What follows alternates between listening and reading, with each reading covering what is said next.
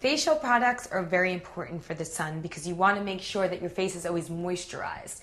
So I'm going to show you two products. First, this is a Clean and Clear Deep Astringent.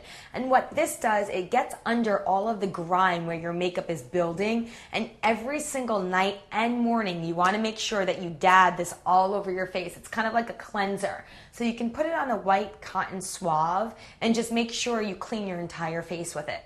It opens your deep pores. So it gets out all of that dirt and makeup that was building up over the days. So this is really important, especially in the sun, because you don't want to go out there in the sun when all of that stuff is on your face. So make sure you use an astringent no matter what. Also, after you come out of the sun, you want your skin to feel fresh and, that little tingly feeling. So the astringent is great for that.